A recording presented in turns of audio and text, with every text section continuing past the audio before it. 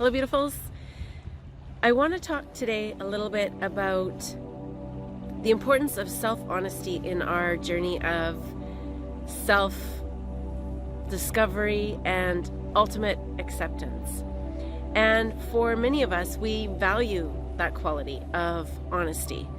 We try to be honest in all of our dealings, whether that's personal or business.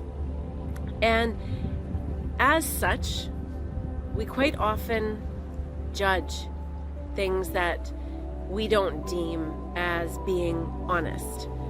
And in the scheme of things, we typically are not very honest with ourselves. Well, what do I mean by that?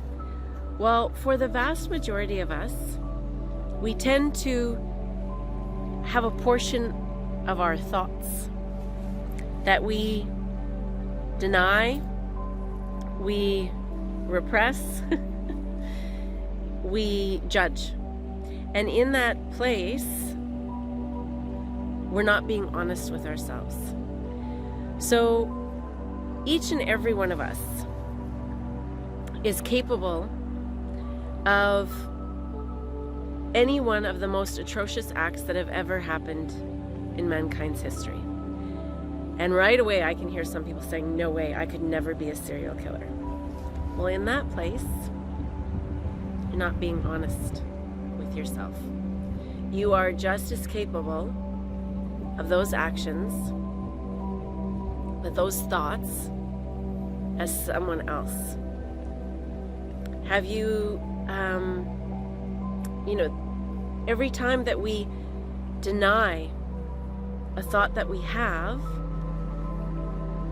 or we judge it, we're not being honest with ourselves.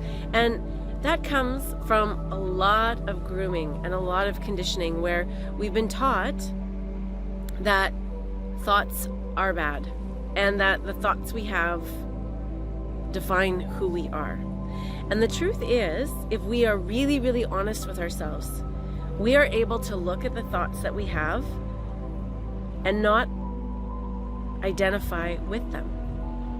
So, for example, one of the processes you might go through is to, really acknowledge your thoughts. Have you ever had a murderous thought? Have you ever had a disrespectful sexual thought? Have you ever manipulated somebody to get what you want or need? And of course, the answer to all of these questions are yes. And yet you might find yourself very much wanting to say no. And that is because we've judged those thoughts as being bad. And if we admit that we've had those thoughts, then that means we're bad and we're judging ourselves. And if we fail to acknowledge the thoughts that we have, we are lying to ourselves. We are denying a whole aspect of who we are. And that's when things come out sideways. And it is that identity that we have with those thoughts that are part of the struggle with the ego. The ego is the part of us that becomes identified with our thoughts. And so in this place, we have an idea of who we are. Let's say we are a person who would never think a bad thought. Well, when a bad thought comes along, there's all this internal conflict because that can't exist in the place of our ego identity. And you see where this struggle comes, where we can't be at peace, where we aren't able to accept things. So how do we go about navigating self-honesty? Well, again, as many times I've said before, it's about being mindful, becoming the observer, noticing that we have that thought and that we don't have to act on it, that we are not that thought. And the more that we become honest in this place of observing our thoughts, we're going to notice a space around the thoughts, kind of like the aura around a person. There's this space, and it's really in this space where all the power exists, right?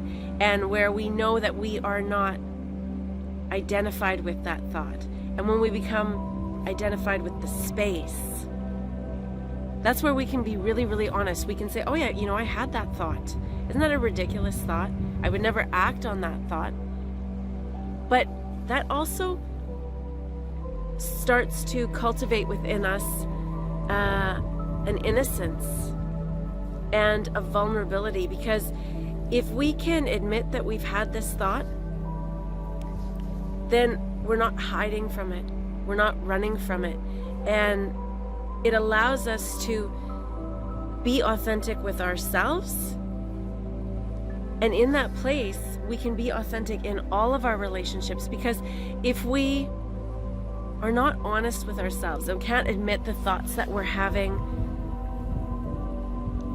in our experience, how is it that we can ever accept and be honest with the thoughts that others are having? Because if we're busy judging ours and thinking that they shouldn't happen, there's no way that we can accept the thoughts of others and realize that just because somebody had a thought doesn't mean that's who they are.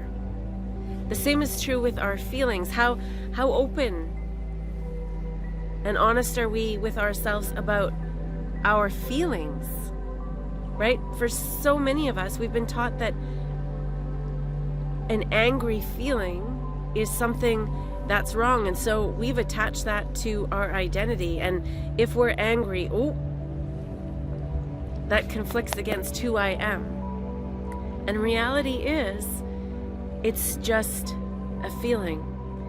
It's not who you are unless you choose to accept that as your identity.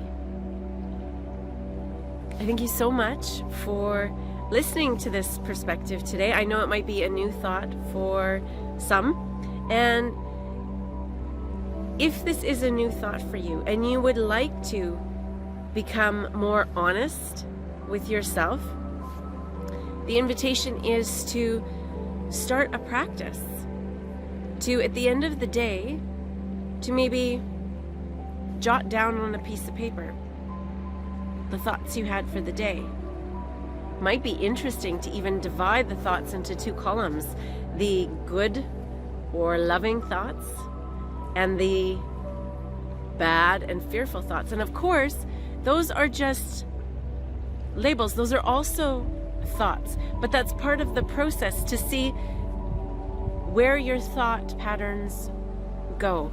And can you accept a thought on either side of that category and not become identified with it? Doing this practice for about 30 days will really help you hone in on that honesty. Another practice that you could do is to ask yourself similar questions to what I asked earlier in the video about, have I ever had a murderous thought? Have I ever manipulated somebody? And when we look at it from the past, right, in the distance, it's easier for us to say, oh yes, I did. I've had those thoughts, right? But what if we bring it closer to the moment now? Have I had those thoughts recently? Have I had those thoughts today? And notice how when we bring it closer to the moment, how the mind becomes busier. The mind wants to justify. The mind wants to distract, deny. And we'll notice the changes too in our body. We might feel a little more constricted. Our breathing might change. And this is all an indication to show us that we have not come to the place yet where we can really be honest and open and accepting those thoughts. Until we speak again, please be well.